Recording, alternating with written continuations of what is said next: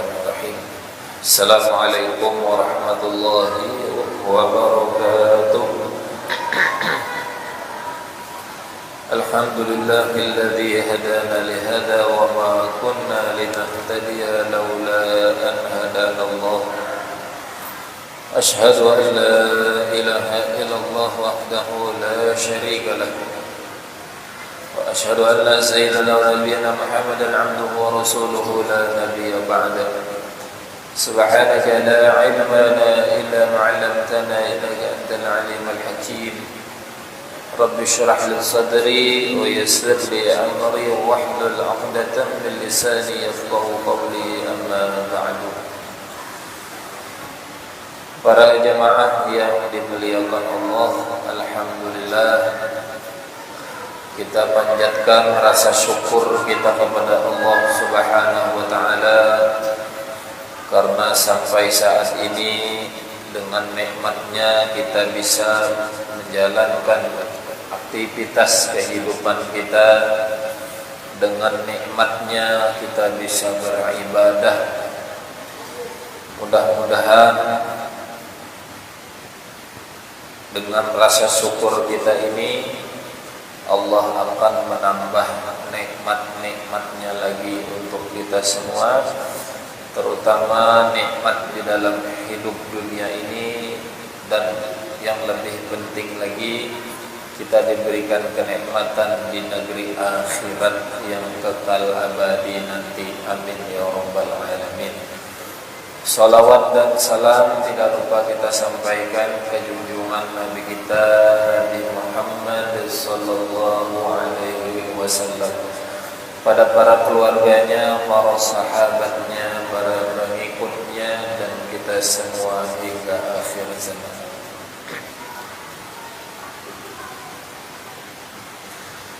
Para jemaah yang dimuliakan Allah, kita melanjutkan kajian kita, yaitu menjelaskan doa-doa yang ada di dalam kitab munajat yang baru saja kita baca tadi, yaitu malam ini kita sampai pada doa halaman 20. Rabbi law syi'ta, itulah Rabbi law syi'ta ahlaqtahum min qablu wa iyai atuhlikuna bima fa'ala subaha'u minna in hiya illa fitnatuk tudillu biha man tasha wa tahdi man tasha anta waliyuna faghfir lana warhamna wa anta khairul ghafirin waqtub lana fi hadhihi dunya hasanatan wa fil akhirati inna hudana ilaik. Nah, sampai situ dulu. Ini doa ini dari halaman 20 sampai 21 doanya ya. Doa ini masih terdapat di dalam surah Al-A'raf ayat 155. Al-A'raf ayat 155. Ini potongannya.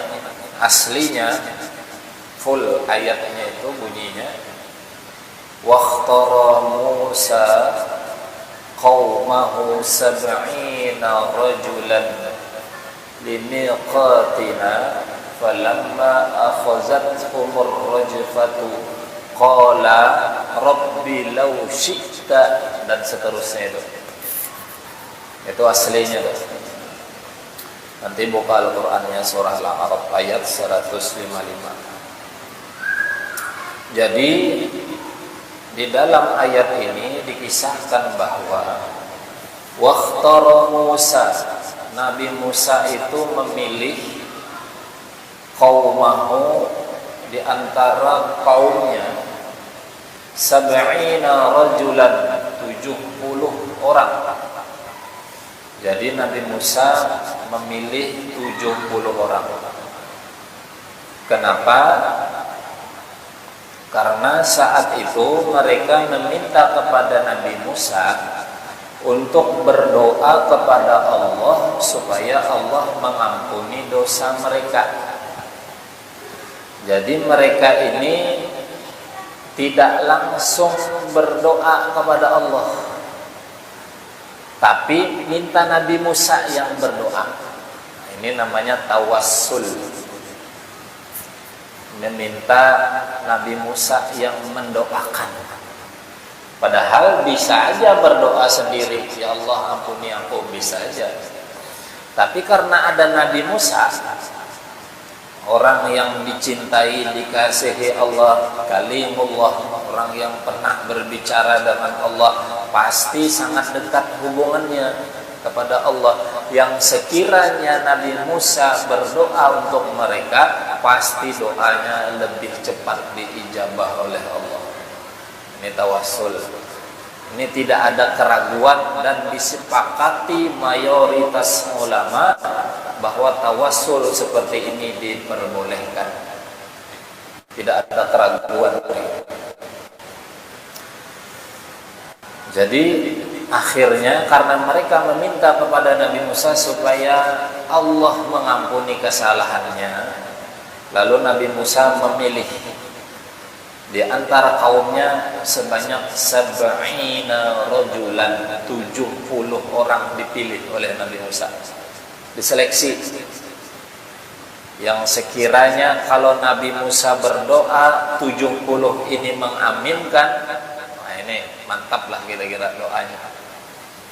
Jadi yang 70 itu pun bukan ecek-ecek orang, bukan sembarang orang, dipilih memang. Yang Nabi Musa kan tahu, dilihat di antara kaumnya yang 70, oh ini bagus, ini dipilih. Oh ini alim, lumayan cukup.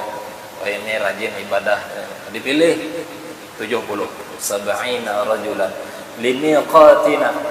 Kemudian berdoanya itu di waktu yang memang sudah ditentukan oleh Allah. Jadi waktunya ditentukan. Yang berdoanya Nabi Musa, kemudian jamaahnya 70 orang, waktunya sudah ditentukan oleh Allah. Jadi berdoa itu supaya diijabah oleh Allah. Kalau berdasarkan ayat ini, pertama kita bisa berdoa itu minta tolong kepada orang yang lebih soleh dari kita. Itu satu, supaya doa diijabah. Yang kedua, dilihat waktu-waktu tertentu yang sudah ditetapkan oleh Allah. Kalau kita saat ini banyak tuh waktu tertentu. Misal habis sholat 5 waktu, itu waktu diijabah oleh Allah.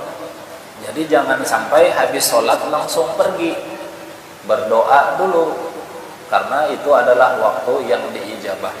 Dalam hadis disebutkan, Nabi pernah ditanya, ayyud du'a asma'u, kapan doa itu didengar oleh Allah? Lalu dijawab oleh Nabi, jawful laili wa duburi kulli salatin, yaitu doa didengar oleh Allah jawful lail, ketika tengah malam, dan wa dubur kulli salatin, setelah selesai salat. Berarti habis sholat maghrib kah, habis sholat isya, subuh, zuhur, asar, doa. Jangan sampai habis assalamualaikum buka, jangan, rugi. Banyak aja kelihatannya orang begitu, habis salam buka melecong keluar, padahal itu waktu yang diijabah. Kapan lagi waktu-waktu diijabah? Malam Jumat, hari Jumat, di antara 2 khutbah duduk situ waktu diijabah. Jadi banyak. Nah, limiqatina, waktunya sudah ditentukan oleh Allah. Nah, kaumnya yang 70 tadi, pemimpinnya Nabi Musa yang berdoa. Mereka minta supaya Nabi Musa yang berdoa. Ini tawassul. Sama kayak kita, umpamanya di kampung atau dimanapun, ada orang yang lebih soleh, lebih alim daripada kita, atau ada wali, minta beliau yang mendoakan. Yang sekiranya beliau berdoa, lebih cepat diijabah oleh Allah doanya. Lakas dikabulkan. Kenapa? Karena dia adalah orang yang dicintai oleh Allah. Nah kita nih tinggal amin, amin aja, tinggal amin. Minta doa. Seandainya kada boleh kayak itu tawasul tuh. Seandainya kada boleh, kayak apa tuh? Nabi Musa tuh berarti praktik tawasul yang sesat. Padahal kita nih sering aja, misal terdapat dengan orang mohon doanya, tawasul itu. Mohon doakan ulun, tawasul, kan bisa aja kita langsung berdoa. Tapi kenapa minta orang? Nah, berarti melalui perantara orang itu kita minta didoakan. Itu tawasul namanya. Bahkan disuruh oleh Allah, ya ayyuhalladzina amanu taqullaha wabtaghu ilaihil wasilata wajahidu fi sabilihi la'allakum tuflihun.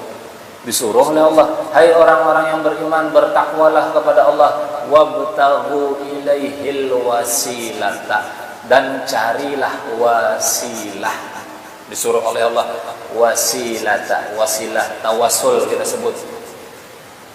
Disuruh cari wasilah, jalan supaya dekat kepada Allah. Wasilahnya macam-macam, bisa lewat orang, bisa lewat benda-benda tertentu yang memang diyakini mengandung berkah, bisa lewat tempat, bisa karena waktu-waktu tertentu. Itu wasilah melalui perantara. Disuruh oleh Allah, tugas kita mencarinya. Kalau ketemu, pakai wasilah itu, gunakan. Disuruh memang. Jadi tawasul itu secara umum wasilah itu diperbolehkan, asal dalam hal-hal yang memang betul-betul baik, yang pasti tujuannya untuk dekat kepada Allah Subhanahu wa ta'ala. Nah, akhirnya Nabi Musa berdoa, doanya tadi itu, Rabbi law syi'ta ahlaqtahum min qablu wa iyyai, sampai dengan Waktu lana fi hadhihi dunya hasanatun fil akhirati inna hudna ilaik, sampai situ, sampai halaman 21. Amin. Ujar yang 70.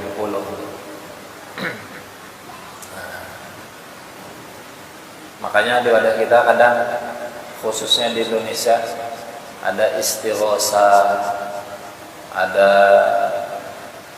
zikir akbar. Itu sebutannya walaupun beda, isinya ya sama aja. Isinya ya wasilah, tawassul. Waktu zikir akbar, hadirkan ulama, orang soleh, beliau baca doanya, yang hadir jemaah mengaminkan. Waktu istighosahan, waktu zikiran talqinan, tarekatan, itu sama aja. Sebutannya aja yang beda-beda. Intinya, isinya mencari wasilah, mencari jalan supaya dekat kepada Allah, supaya doa diijabah oleh Allah.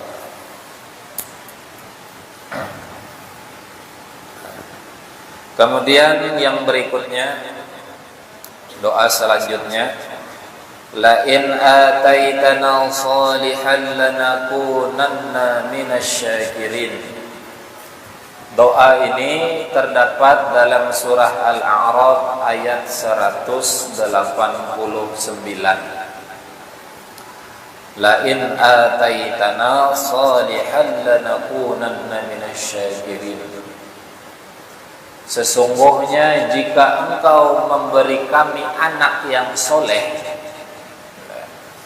tentulah kami termasuk orang-orang bersyukur. Jika bahasa kitanya kayak ini, ya Allah, bila pian memberi ulun anak soleh, kena ulun pasti bersyukur lawan pian. Nah, itu bahasa kita. Ulun pasti berterima kasih lawan pian. Itu kalau bahasa kita. Nah, doa ini dibaca oleh kaum musyrik sebenarnya. Tapi kita masih bisa mengamalkan. Nah, di dalam surah Al-A'raf 189 itu disebutkan, Kaum musyrik itu minta berdoa kepada Allah supaya diberi seorang anak dan janjinya akan bersyukur, tapi begitu diberi oleh Allah anak lupa, tidak bersyukur. Bahkan anaknya dijadikannya sebagai sarana mensekutukan Allah. Anaknya diberi nama Abdul Uzza, Abdul Manat, Abdus Syam, Lata, Uzza, itu anak-anak patung. Kan patung berhala. Berhala itu ada Lata, ada Uzza, ada Manat. Pokoknya sesembahan-sesembahan orangnya. Padahal yang memberi anak Allah. Tapi justru anaknya diberi nama Abdul Uzza, Abdul Manat, Abdus Syams, anak matahari.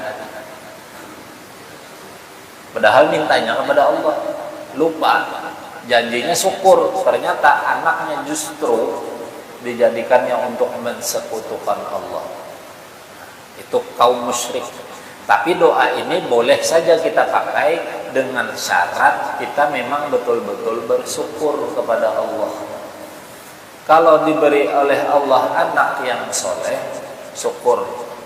Atau minta kepada Allah sesuatu yang lain, pastikan bisa bersyukur. Jangan lupa. Ini kadang-kadang mintanya aja atau janjinya aja, ulun di lapian beri pasti ulun syukur. Ternyata diberi oleh Allah lupa, tidak syukur lagi. Nah, doa ini boleh diamalkan sepasang suami istri, apalagi terutama yang masih produktif, masih memang kawabanakan lagi.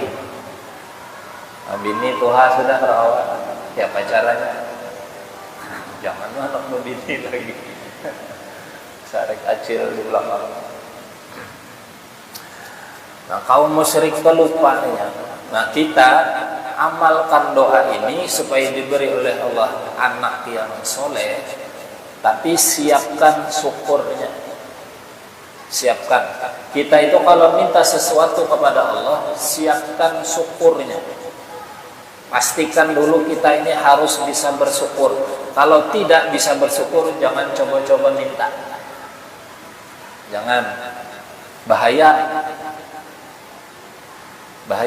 Bila kada bersyukur ujar Allah, siksa yang datang. Maka kalau minta sesuatu, pastikan bisa mensyukurinya. Siapkan dirinya. Minta apa aja. Minta anak soleh tadi, minta rezeki dilancarkan, minta gawian pekerjaan, minta rumah tangga sakinah mawaddah rahmah, diberi oleh Allah, pastikan kita bisa mensyukurinya. Jangan sampai lupa. Dengan cara apa bersyukur? Nah, sekurang-kurangnya 3 cara kita bersyukur kepada Allah. 1, kita bersyukur kepada Allah itu bisa dengan lisan, yaitu ucapan alhamdulillah dengan lisan kita. Itu 1. Yang kedua, kita mensyukuri nikmat Allah itu dengan hati. Dengan hati. Kayak apa caranya dengan hati? Yaitu kita meyakini bahwa nikmat yang datang kepada kita ini datangnya dari Allah. Yang memberinya adalah Allah. Tanamkan di dalam hati. Itu syukur. Kalau kita dapat sesuatu nikmat, di dalam hati mengatakan, oh ini datangnya dari Allah. Walaupun yang menghantarkannya manusia, tapi yakin di dalam hati Allah yang memberi. Umpamanya lagi duduk-duduk di rumah, ada kawan mengantari buah atau mengantari makanan wadai, kawan yang membawanya, tapi dalam hati kita meyakini ini nikmat datangnya dari Allah. Itu namanya syukur dengan hati. Nah, dengan lisan alhamdulillah, alhamdulillah dapat nikmat. Di hati yakini bahwa ini datangnya dari Allah. Itu 2. Yang ketiga, cara kita bersyukur kepada Allah dengan amal perbuatan, dengan ibadah, sholat, puasa, sedekah, ibadah-ibadah yang lain. Itu ibadah tadi juga sebagai cara kita bersyukur kepada Allah. Timbal balik, Allah beri nikmat tapi ibadah dikerjakan, itu timbal baliknya. Jadi ada ya timbal balik lah bahasa kita tuh. Kada cuman asal diberi nikmat tapi ada balasannya. Allah beri sehat, sholat. Allah beri duit banyak, sedekah. Nah gitu loh, timbal baliknya. Allah beri tenaga, kekuatan, puasa. Itu syukurnya lewat ibadah yang kita lakukan. Jadi 3 sekurang-kurangnya cara bersyukur kepada Allah. 1 dengan lisan, alhamdulillah. 2 dengan hati, meyakini bahwa itu datang dari Allah. 3 dengan ibadah yang kita lakukan. Nah, kira-kira itu yang bisa ulun sampaikan. Mohon maaf kalau ada kesalahan kekurangan. Insya Allah kita sambung lagi minggu yang akan datang. Mudah-mudahan sehat, panjang umur, istiqomah beribadah kepada Allah, istiqomah menuntut ilmu agama Allah, berkah ibadah yang kita kerjakan, ilmu yang kita dapatkan.